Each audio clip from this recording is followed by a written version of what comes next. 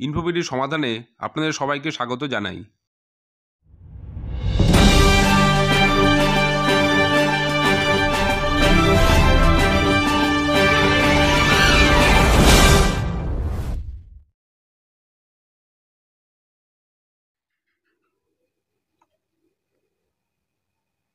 তীব্র তাপদাহের ফলে ছাত্রছাত্রীদের স্বাস্থ্যের কথা মাথায় রেখে সরকারের পক্ষ থেকে আগাম গরমের ছুটি ঘোষণা করা হয়েছিল।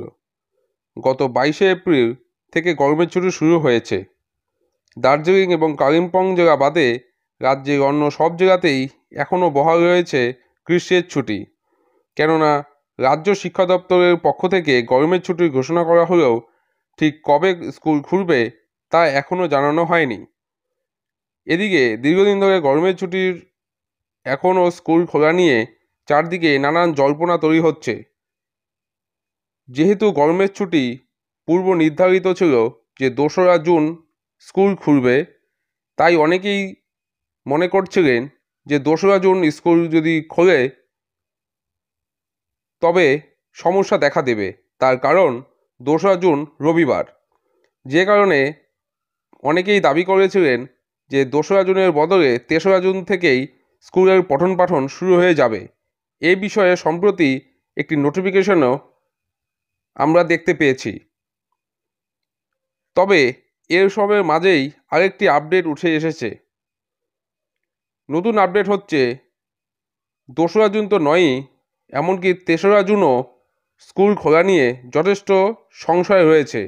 কেননা রাজ্যের অনেক এলাকাতেই একাধিক স্কুলের সূত্রে জানা যাচ্ছে 3রা জুন স্কুল খোলা সম্ভব নয়। তার কারণ কেন্দ্রীয় বাহিনী।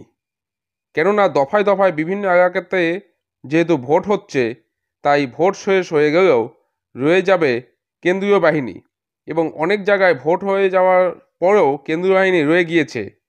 এছাড়াও 4 জুন ভোট গণনার কারণে কেন্দ্রীয় বাহিনী থাকছে রাজ্যের বিভিন্ন এলাকাতে। তাই সব কিছু পুরোপুরি স্বাভাবিক হয়ে কবে থেকে পুনরায় স্কুলের দরজা খুলবে ছাত্রছাত্রীদের জন্য সে বিষয়ে যথেষ্ট জল্পনা থেকে যাচ্ছে। কেন্দ্রীয় বাহিনী পাকাপাকিভাবে কবে যাবে সেই বিষয়ে এখন পর্যন্ত নিশ্চিতভাবে কোনো দিনক্ষণ জানানো হয়নি। বিভিন্ন শিক্ষক শিক্ষিকাদের সঙ্গে কথা বলে জানা গেছে শিক্ষা দপ্তর পুনরায় স্কুল খোলার অনুমতি দিলেও কেন্দ্রীয় বাহিনী না যাওয়া অবধি স্কুল খোলা নিয়ে সংশয় রয়ে যাচ্ছে। কেননা তাদের উপস্থিতিতে ক্লাস করানো সম্ভব নয়। যে সকল স্কুলে কেন্দ্রীয় বাহিনী রয়ে গিয়েছে সেই সকল স্কুলের শিক্ষক শিক্ষিকাদের পক্ষ থেকে জানা যাচ্ছে কেন্দ্রীয় বাহিনী হয়তো 5 অথবা 6 জুনের মধ্যে বিদ্যালয় ছেড়ে চলে যাবে।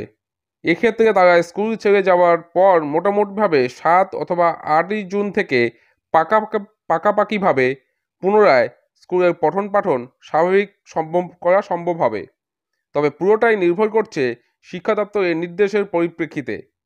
এছাড়াও শিক্ষা দপ্তর এক্সট্রা ক্লাস করানোর জন্য শিক্ষক শিক্ষিকাদের নির্দেশ দেবে বলেও জানা গিয়েছে। অর্থাৎ বোঝাই যাচ্ছে যে স্কুল খোলা নিয়ে নির্দেশিকা জারির পরও একটি সংশয় রয়ে গিয়েছে। বিশেষত কেন্দ্রীয় বাহিনী যেসব বিদ্যালয়ে রয়ে গিয়েছে বা রয়ে যাবে সেই সব স্কুলেই এই সমস্যা বেশিরভাগ দেখা দেবে। পরবর্তীতে শিক্ষা দপ্তর থেকে নতুন কোনো নোটিফিকেশন আসে কি না বা কোনো নির্দেশ আসে কি না সেই বিষয়ে আমাদের নজর থাকবে, এবং তাও আমরা আপনাদের সামনে নিয়ে আসব। তাই সাবস্ক্রাইব করে ইনফোভিডির সমাধানের সঙ্গে থাকুন এবং ভিডিওগুলি বন্ধুদের সাথে শেয়ার করুন। সবাই সুস্থ থাকুন, ভালো থাকুন।